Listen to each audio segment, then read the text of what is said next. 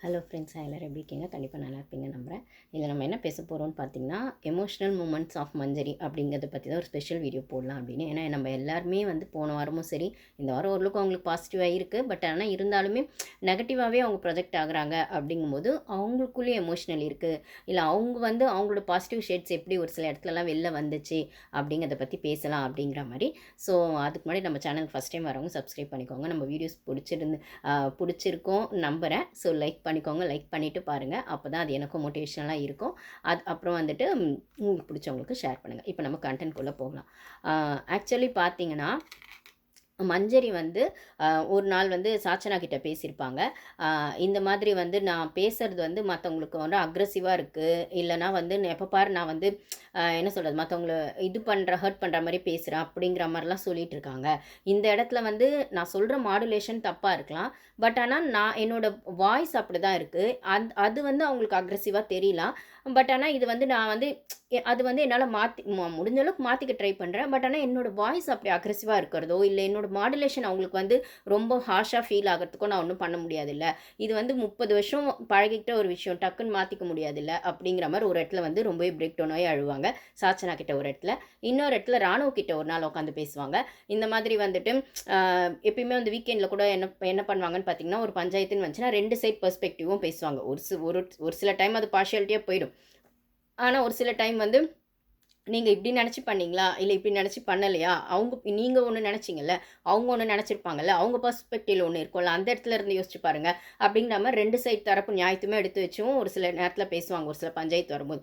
அப்போ அதை மீன் பண்ணி என்ன சொல்லுவாங்கன்னா, மஞ்சரி இப்போ எங்கள் ஷோவில் சொல்கிறாங்கல்ல, அந்த சைடில் இருக்கிறவங்க பெர்ஸ்பெக்டிவும் யோசிக்கணும், அந்த சைடில் இருக்கிறதும் பண்ணணும், அவங்களே புரிஞ்சுக்க ட்ரை பண்ணணும். வெறும் நம்ம சைடுக்கு மட்டும் பேசுறது இல்லை, அவங்க ஒன்று நினச்சிருப்பாங்க, இல்லை அவங்களுக்கு ஒன்று ஹர்ட் ஆகிருக்கும், ரிசீவிங் எண்டில் அவங்க மைண்டில் ஒன்று ஓடி இருக்கும்ல அப்படிங்கிற மாதிரி ஒன்று சொல்கிறாங்கல்ல, அது கரெக்டு தான். அதை நம்மளும் வந்து ட்ரை பண்ணலாம். அப்போசிட்டில் இருக்கவங்க சைட்லேருந்து யோசிக்கணும், இல்லை அவங்க பக்கம் நியாயத்தை யோசிக்கணுன்றது தான் சிம்பிளாக சொல்ல வர விஷயம். பட் ஆனால் அதை ட்ரை பண்ணோம் அப்படின்னும் போது அவங்க கூட உட்காந்து கான்வர்சேஷன் பில்ட் பண்ணணும். அதை உட்காந்து பேசும்போது, ஓகே நான் இப்படி பேசுனது உனக்கு ஹர்ட் ஆச்சா, நீ இப்படி பேசுனது எனக்கு ஹர்ட் ஆச்சு, இல்லை நான் இதை இப்படி மீன் பண்ணலை, நீ அப்படி மீன் பண்ணனே நினச்சிட்டேன் அப்படின்ற மாதிரி அது போகும். அப்போ அது கிளியர் கட்டாக உட்காந்து பேசி தான் சார்ட் அவுட் பண்ண முடியும்னு ஒரு விஷயம் இருக்கும். பேசும்போது 2 பேருமே ஓப்பன் மைண்டடாக பேசணும் அப்படிங்கிறது ஒன்று இருக்குது. ஆல்ரெடி ஃபிக்ஸ் பண்ணியிருக்க விஷயங்கள் வச்சுட்டு ஓரமாக வச்சுட்டு ஓப்பனாக உட்காந்து வா பேசலாமா அப்படின்னு ஆரம்பித்தாலே ஓப்பன் மைண்டாக பேசணும் அப்படிங்கிறது தான். இந்த இடத்துல இந்த ஷோவில் அப்படி தான் சொல்கிறாங்க. பட் ஆனால் அது பண்ண முடியுமான்னு கேட்டால் பண்ணுறதுக்கான பாசிபிலிட்டிஸ் கம்மியாக இருக்குது. அதுக்கான சூழ்நிலை ஸ்பேஸ் இங்கே கிடையாது. என்னதான் நம்ம உட்காந்து ஆப்போசிட் சைடு வந்து உட்காந்து பேசி சார்ட் அவுட் பண்ணணும்னு நினச்சாலும் அது திருப்பி வந்து இங்கே இருக்கிற சூழ்நிலை என்ன ஆகுதுன்னா பேக் டு ஃபார்ம் ஆரம்பித்த இடத்துக்கே போயிடுது. அப்படின்னும் போது இவங்க யாரை மீன் பண்ணுவாங்கன்னு பார்த்தீங்கன்னா, அருணை தான் மீன் பண்ணுவாங்க. அருண் கிட்ட உட்காந்து ஒரு நாள் நைட் வந்து ஒரு 1 எபிசோடில் நம்மளால் பேசினதை பார்க்க முடிஞ்சுது. அந்த நாமினேஷன்லாம் எத்திக்ஸ் இருக்குது இல்லைன்னு 2 பேரும் பேசினது. அன்றைக்கி பார்த்தீங்கன்னா சார்ட் அவுட் ஆன மாதிரி இவங்களும் ஓகே சொல்லிடுவாங்க, அவரும் ஓகே சொல்லுவார். பேசும்போது பார்த்தா அவர் அவ்வளோ பாசிட்டிவாக பேசுவார். உங்கள்கிட்ட பிடிச்ச அந்த எத்திக்ஸ் அதான் உங்ககிட்ட அந்த அக்செப்டன்ஸ் இருக்குது, எங்கிட்ட கூட இருக்குமான்னு தெரியல, நான் அந்தளவுக்கு பேசுவார். ஆனால் திருப்பி இப்போ வரைக்கும் பார்த்தீங்கன்னா அவங்கள வந்து வன்மத்தோடவும் பர்சனல் வெஞ்சன்ஸோடவும் அவங்கள அட்டாக் பண்ணியே ஆகணும், ஏதோ ஒரு வகையில் அவங்கள வந்து தப்பாக காட்டியே ஆகணும் அப்படிங்கிறத ரெஜிஸ்டர் பண்ணியிருக்கிறது பார்த்தீங்கன்னா அருண். அப்போ அன்றைக்கி பேசின கான்வர்சேஷன் என்ன ஆச்சு? அப்போ வந்து அது வந்து மஞ்சரி ஸ்டார்ட் பண்ணல.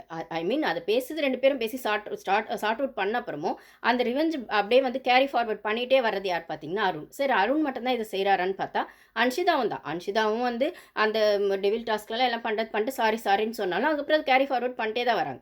இன்றைக்கான மார்னிங் ஆக்டிவிட்டியில் கூட பேசும்போது பார்த்தா அன்ஷிதா வந்து மார்னிங் ஆக்டிவிட்டின்னு வர பட்சத்தில் அது மார்னிங் ஆக்டிவிட்டி தான் இருந்தாலும் அது கொஞ்சம் சென்சிட்டிவான கொஸ்டினாக தான் பிக் பாஸ் கேட்டிருந்தார். நீங்கள் வந்து இந்த வீட்டிலேருந்து வெளில போகும்போது யார் கூட வந்து லிங்க்ல இருப்பீங்க, யார் கூட லிங்க்ல இருக்க மாட்டேன் அப்படின்னு ஃபீல் பண்ணுவீங்க அப்படிங்கிறது. ஒரு லுக் எல்லாருமே ஜென்யூனாக டீசெண்டாக தான் சொன்னாங்க. அவங்களுக்கு பிடிக்காதவங்கள சொல்கிறாங்கனாலுமே ஹர்ட் பண்ணாமல் ஒரு லுக் ஜென்யூனாக தான் சொன்னாங்க. ஆனால் அன்ஷிதா பார்த்தீங்கன்னா இந்த இடத்துல வன்மத்தை தான் கொட்டினாங்க, நெகட்டிவ். ஸோ அதையுமே அவங்க என்னதான் சாரி சொன்னாலும் அதை கேரி ஃபார்வர்ட் பண்ணிட்டே இருக்காங்க. அப்படின்னும் போது இந்த வீட்டில் அந்த ஸ்பேஸ் வந்து கம்மியாக இருக்குது. நம்ம உட்காந்து சார்ட் அவுட் பண்ணணும்னு நினச்சாலும் அதுக்கான ஸ்பேஸ் கம்மியாக இருக்கிற பட்சத்தில் அது திருப்பி கேரி ஃபார்வர்ட் ஆகுது அப்படின்னு ஒரு விஷயம் வந்துட்டு என்ன சொல்கிறது, அவங்க வந்து ரொம்பவே கிளியர் கட்டாக வந்து மஞ்சரி வந்து ராணுவ கிட்ட சொல்கிறாங்க. இந்த இடத்துல நான் என்ன தான் ட்ரை பண்ணாலும் என்னால் இவ்வளோ தானே முடியும், அதாவது நான் முடிஞ்ச அளவுக்கு ட்ரை பண்ணுறேன். மேபி அந்த விஷயத்த நான் சொசைட்டியில் வெளியில் போய் பண்ணால் கூட எனக்கு வந்து அந்த லேர்னிங் ப்ராசஸ் அது ஓகேவாக இருக்கும். பட் ஆனால் இந்த வீட்டில் அந்த அந்த விஷயம் வந்து செல்லுபடி ஆகுமான்னு கேட்டால் அதுக்கான சூழ்நிலை இல்லை அப்படின்னு அவங்க சொல்லும்போது அவங்க ரொம்ப ஃபீல் பண்ணி சொன்ன மூமெண்ட்டையும் பார்க்க முடிஞ்சுது. அதாவது நான் யார் கூட எவ்வளோ கனெக்ட் ஆகணும்னு ட்ரை பண்ணாலும், இல்லை வந்து டாஸ்க்குக்காக பண்ணது ஓகே நீயும் பண்ணிவிட்டு நானும் பண்ணிட்டேன், இப்போ அதை சார்ட் அவுட் பண்ணிக்கலாம், இது ஒரு கேம் அப்படின்னு சொன்னாலுமே, நான் அந்த இடத்துக்கு போனாலும் அவங்க வந்து அவங்களோட அந்த பவுண்டரியில் அந்த விஷயத்துலேருந்து வெளில வந்து என் கூட கனெக்ட் ஆகிறதுக்கு தயாராக இல்லை அப்படின்னு அன்ஷிதாவையோ அருணையோ அவங்க வீட்டில் யாருக்குள்ள இவங்களால ஒட்ட முடியல, சௌந்தர்யா, ஜாக்லின் எல்லாரையும் மீன் பண்ணி தான் அவங்க சொல்கிறத பார்க்க முடியும். இது ஒரு யதார்த்தமான உண்மை தான். என்னதான் இவங்க கனெக்ட் ஆகணும்னு நினச்சாலும் ஒரு சிலர் வந்து கனெக்ட் ஆக மாட்டாங்க. ஆல்ரெடி அவங்க ஒரு வைப்புக்குள்ளே ஒரு சிலர் கூட செட் ஆகிருப்பாங்க. நான் ஆல்ரெடி சொன்ன மாதிரி அவங்க வெளியிலேருந்து ஃப்ரெண்ட்ஸாக இருக்கலாம், இல்லை உள்ளே வந்தப்பறம் ஃப்ரெண்ட்ஸ் ஆகிருக்கலாம். இது ஒரு பக்கம் போனாலுமே வைல்டு கார்டு என்ட்ரியாக போகிறவங்களுக்கான ஒரு புது ப்ராசஸ் ஒன்று இருக்கும். அதை வந்துட்டு ஆல்ரெடி உள்ளே இருக்கவங்க அக்செப்ட் பண்ண மாட்டாங்க அப்படிங்கிறது தான் ஜாக்லின், சௌந்தர்யா, அன்ஷிதா இவங்க இவங்க எல்லாருமே அந்த வன்மத்தை காட்டுறது. அருண் எல்லாருமே. ப்ளஸ் இவங்க வந்து இன்னமும் ஸ்ட்ராங்காக வந்து அதுலேயும் இவங்க வந்து இவங்கள வெளிலே அனுப்ப முடியாது அப்படிங்கிற ஸ்டாண்டுக்கு இப்போ வந்துட்டாங்க. ஒரு லுக் மஞ்சரி அவங்க டைட்டில் வின்னர் ஆவாங்க ஆக மாட்டாங்கன்றது வேறு.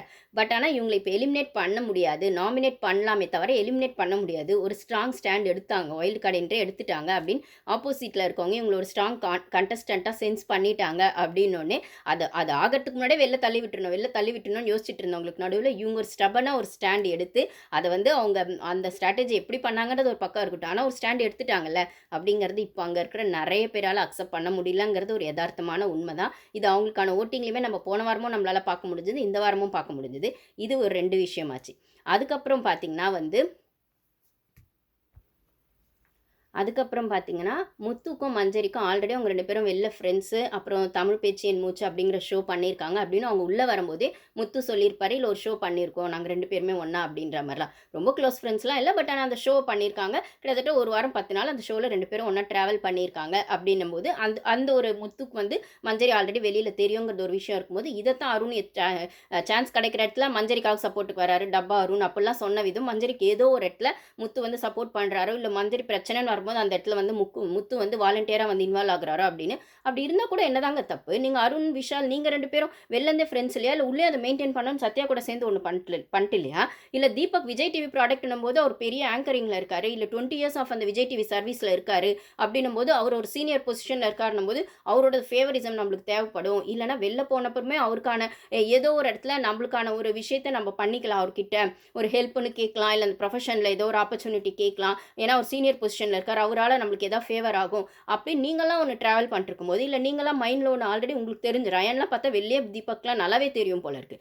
அப்படிலாம் இருக்க பட்சத்தில் இவங்க 2 பேர் ஒன்றா இருக்கிறதோ, இல்லை இவங்க 2 பேருக்கு வந்து ஒருத்தர் சப்போர்ட் பண்ணிக்கிறதோ, இல்லை இவங்க 2 பேர் வந்துட்டு அவங்க வெளியே ஃப்ரெண்ட்ஸாக இருந்திருக்காங்க அப்படின்னு சொல்கிற விஷயமா உங்களுக்கு எங்கே கேமில் குத்துது கொடாதுன்றத என்னோட கேள்வி.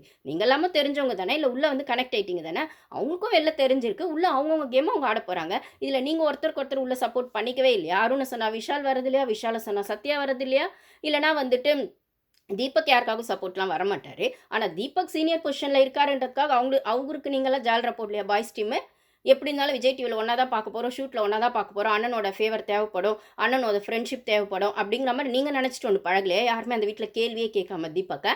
அப்படி இருக்கிற பட்சத்தில் உங்களுக்கு ஒரு நியாயம் அவங்களுக்கு ஒரு நியாயம் அப்படிங்கிறது தான் எனக்கு புரியவே இல்லை. ஒன்று, இப்போ இந்த இடத்துல மஞ்சரிக்கும் முத்துக்கும் ஆல்ரெடி தெரியும் அப்படின்னும் போது இன்றைக்கான எபிசோட் ஸ்டார்ட் ஆகும்போதே பார்த்தீங்கன்னா ஃபர்ஸ்ட்லேயே மஞ்சரி வந்து தர்ச்சிகாயிட்ட சொல்லிட்டு இருப்பாங்க, எனக்கு லோன்லியாக ஃபீல் ஆகுது, எனக்குன்னு நான் ஒருத்தர் 2 பேர் தான் இந்த வீட்டில் என்கிட்ட பேசுகிறாங்க.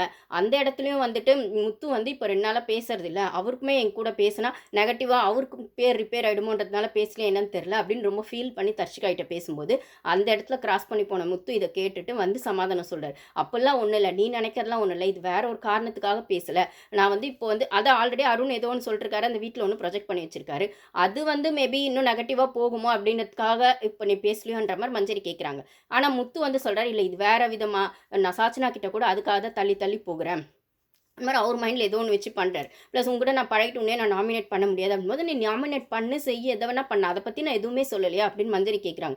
ஜஸ்ட் என் கூட வந்து ஒரு ஹாய் ஹலோ டெய்லி சொல்லு, இல்லை ஒரு குட் மார்னிங் கொடு, இல்லை ஒரு டாஸ்க் நடக்கும்போது ஒரு அப்ரிஷியேட் பண்ணு, இல்லை ஒரு டாஸ்க் நடக்கும்போது ஒரு ஷேக் ஹேண்ட்ஸ் பண்ணு அப்படின்னு நான் தான் சொன்னேன். இந்த வீட்டில் ஒரு சாஞ்சிக்கிறதுக்கு ஒரு தோல் வேணும், மனசில் டக்குன்னு வர கோவத்தையோ சந்தோஷத்தையோ இல்லை ஒரு எமோஷன்ஸையோ வந்து வெளிப்படுத்துறதுக்கு ஒரு ஷோல்டர் வேணும். அது வந்து என்ன சொல்கிறது, ஒரு நியாயமான ஒரு ட்ரஸ்ட்டை அதாவது தன்னை ஜட்ஜ் பண்ணாத ஒரு விஷயமா இருக்கிறவங்களா அது இருக்கணும்.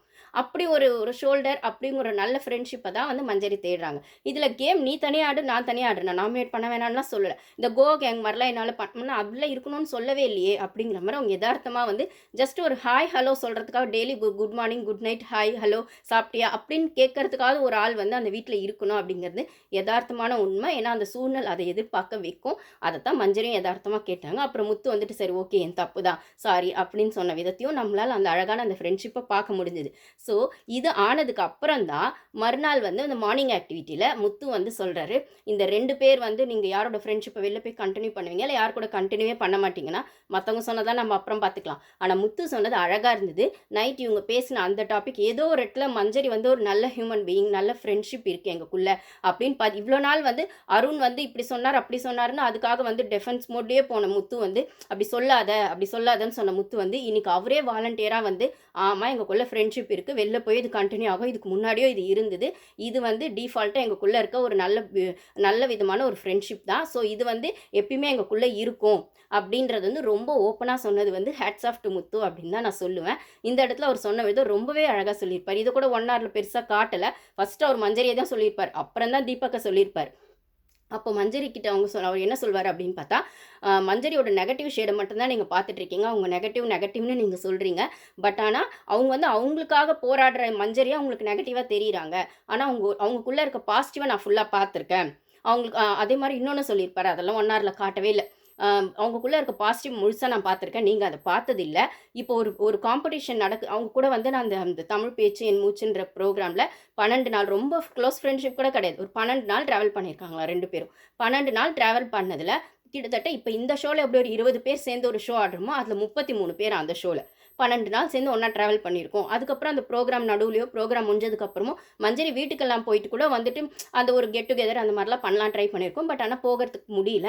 அப்படி இருக்கிற பட்சத்தில் அவங்களுக்கு அழகான ஒரு 5 வயசில் ஒரு குழந்தை இருக்குது, பையனோ பொண்ணோ 5 வயசில் ஒரு பையன் இருக்கான். அப்படி இருக்கும்போது அவங்களும் ஒரு நல்ல ஹியூமன் பீயிங், வெளில அவங்க அவ்வளோ பாசிட்டிவ். இந்த கேம் அப்படின்ற பட்சத்தில் அப்படின்ற மாதிரி அதோட இன்டைரக்ட் மீனிங் இந்த கேமுக்காக அவங்க தங்களை வந்து தனக்கான டெஃபென்ஸ் அதாவது இந்த கேமுக்காக வந்து அவங்க அப்படி ஒன்று பண்ணிட்டு இருக்காங்க, எனக்கு அப்படிங்கிற மாதிரி ஒன்று பண்ணிட்டு இருக்காங்களே தவிர அவங்களோட பாசிட்டிவ் ஷேடுங்கிறது வேற, அது நல்லா இருக்கும், அதை நீங்கள் பார்க்கல, அதனால அவங்க நெகட்டிவாக அவங்களுக்கு தெரியுறாங்க அப்படின்னு ஓப்பன் அப் பண்ண விதம் ஹேட்ஸ் ஆஃப் டு முத்து அப்படின்னு தான் சொல்லணும். அந்த இடத்துல மஞ்சரி வந்து ரொம்பவே எமோஷனலாக அழுதாங்கன்னு கூட சொல்லலாம். ராணவ் கிட்ட பேசும்போது ஒரு வாட்டி அழுதாங்க, சாச்சனா கிட்ட பேசும்போது ரொம்ப ஃபீலிங்ஸாக பேசிட்டு இருந்தாங்க. அப்புறமா இந்த இடத்துல முத்து வந்து யாருமே எல்லாருமே அதுக்கு முன்னாடி வரைக்கும் அன்ஷிதா வரைக்கும் மற்றவங்க எல்லாருமே இன்னும் மஞ்சரின்னு சொல்லும் போது ஒரு சிலதாவது நாசுக்காக டீசெண்டாக வேற மாதிரி சொல்லிட்டாங்க. சௌந்தர்யெல்லாம் கூட மஞ்சரி தான் சொன்னாங்க, என் விஷால் மஞ்சரி தான் சொன்னாங்க. அவங்களாச்சும் கொஞ்சம் நாசுக்கா எனக்கு வந்து ஸ்ட்ரிக்டாக இருக்க ஒரு ரிலேஷன்ஷிப் மாதிரி இருக்குன்னு விஷால் சொன்னார். சௌந்தர்யாவும் வந்து எனக்கு எங்கள் அம்மா மாதிரி இருக்குது, திட்டிகிட்டே இருப்பாங்க, புலம்பிகிட்டே இருப்பாங்க, அந்த மாதிரி இருக்குது அப்படின்னும் போது கொஞ்சமாவது ஒரு ஜென்யூனாக சொன்னாங்க, ரொம்ப ஹர்ட் பண்ணாமல். இதில் அப்படியே வந்து அப்பட்டமாக திருப்பி வன்மத்தை கொட்டினது பார்த்திங்கன்னா அந்த டாஸ்க்லேயும் அன்ஷிதா தான் கொட்டியிருப்பாங்க. இது வந்து அவங்க அவ்வளோ ஃபேக்குன்னு தெரியுது. அன்ஷிதாவுக்குமே நிறைய நெகட்டிவ் இருக்குங்க, அதே அவங்க சொல்லியிருக்காங்க. அவங்க இவங்களாச்சும் பாசிட்டிவ் வச்சுட்டு உள்ளே இந்த கேமுக்காக நெகட்டிவாக இருக்காங்கன்னு இன்டெரக்டாக முத்து மீன் பண்ணுறாரு. அதே மாதிரி முத்துவே நான் வெளியில் வேறு மாதிரி பார்த்துருக்கேன், ஆங்கரிங் அந்த மாதிரி இருக்கும்போது நிறைய பேருக்கு வந்து அவரோட இன்டர்வியூ பார்த்துருந்தா அவங்களுக்கு தெரிஞ்சிருக்கும். ரொம்ப நல்லா பேசுவார், ரொம்ப வந்து அவ்வளோ ஜென்யூன் நல்ல பர்சன். இந்த கேமுக்காக அவர் தன்னை வேறு மாதிரி ஸ்ட்ராட்டஜி ப்ளே பண்ணுறாரு. அதே தான் மஞ்சரியும் பண்ணுறாங்க. அப்படி இருக்கிற பட்சத்தில் அவங்கவுங்க ஸ்ட்ராட்டஜி இது அவங்கவுங்க இதுக்கான கான்சிக்வன்சஸ் அவங்கவுங்க ஃபேஸ் பண்ணிக்க போகிறாங்க. அவங்க மேலே வன்மத்தை கொட்டுறதுக்கு உங்களுக்கு என்ன ரைட்ஸ் இருக்குது அப்படிங்கிறத என்னோட கொஸ்டின். ஸோ இந்த இடத்துல ஹேட்ஸ் ஆஃப் டு முத்து. நானுமே நிறைய வீடியோஸில் முத்துவை வந்து மஞ்சரி நம்பக்கூடாது அப்படின்னு போட்டிருப்பேன். அது கேம் வைஸ் ஓகே, இப்பயுமே இந்த இடத்துல டாஸ்கில் அவர் சொல்லிட்டாரு. ஆனால் ஒரு கேமுன்னு வரும்போது 2 பேர் இண்டிவிஜுவல் கேமை தான் ஆட போகிறாங்கன்னா ஒரு இடத்துல மஞ்சரியை முத்து நாமினேட் பண்ணவும் முத்து மஞ்சரியை நாமினேட் பண்ணவும் வரதான் செய்ய போகுது. ஆனால் இதே முத்து தான் அன்னைக்கு வந்து ஆன்டகனிஸ்ட் அப்படிங்கிறத தீபக் கிட்ட எடுத்துகிட்டு போய் பேசினார். இப்போ இவர் சொல்கிறத பார்த்தா அந்த முத்து சரியா இந்த முத்து சரியா அப்படின்னு வரும்போது அது மேபி கேமுக்காக இருக்கலாம், இல்லை தீபக்கை கன்ஃபியூஸ் பண்ணுறதுக்காக இருக்கலாம், இன்டைரக்டாக மஞ்சரியை சப்போர்ட் பண்ணுறதுக்காக இருக்கலாம். அதுக்கப்புறம் இப்போ சொன்னது முத்து தான் ரியாலிட்டி அப்படின்றது நம்மளுக்கு தோணுது. இதுதான் அழகான ஃப்ரெண்ட்ஷிப் அப்படிங்கிறதும் நம்மளுக்கு புரியுது. ஸோ இதுக்கப்புறம் முத்து மஞ்சரி அவங்களோட இண்டிவிஜுவல் எப்படி ஆட போகிறாங்கன்றது ஒரு பக்கம் இருந்தாலுமே 2 பேருமே கேமுக்காக ஏதோ ஒன்று பண்ணுறாங்க அப்படிங்கிறது அந்த வீட்டில் இருக்கவங்களுக்கு புரிஞ்சுதுன்னா கொஞ்சமாவது அவங்க மேலே காட்டுற வன்மத்தை குறைச்சிப்பாங்க. அவங்கவுங்க ஸ்ட்ராட்டஜியில் அவங்கவுங்க ப்ளே பண்ணுறாங்க. இது ஒரு விதமான ஸ்ட்ராட்டஜி அப்படிங்கிறத அந்த புரிதல் இருக்கணும். அது அன்ஷிதாக்கோ இல்லைனா வந்து அருண்கோ வருமானு நம்மளுக்கு தெரியாது. பட் ஆனால் இந்த இடத்துல ஏதோ ஒரு வகையில் முத்து வந்து மஞ்சரியோட பாசிட்டிவ் ஷேடையும் காட்டினது. எங்கே அது 1 ஹவரில் காட்ட மாட்டாங்களோன்னு நினச்சிட்டேன் நான். பட் ஆனால் முழுசாக காட்டலனாலும் ஓரளவுக்காவது காட்டினதில் ரொம்ப சந்தோஷம். அந்த என்எஃப்பி பாஸில் அவ்வளோ ஸ்டபன் பண்ணாங்க. ஹவுஸ்மேட்ஸ் ஃபுல்லாக வந்து அவ்வளோ பிரச்சனை பண்ணி அவங்க ஸ்டபனாக தான் அந்த என்எஃப்பியை வாங்கினாங்களே தவிர ஜஸ்ட் லைக் தட்லாம் 1 ஹவரில் காட்டின மாதிரி கொடுக்கல. நான் அதை பற்றி ஒரு ஸ்பெஷல் வீடியோவே போட்டிருக்கேன். சபாஷ் சரியான போட்டின்னு. நான் அப்போ நடந்தது அப்படியே 24/7 பார்த்த உடனே உங்களுக்கு வந்து நான் வீடியோ போட்டேன்.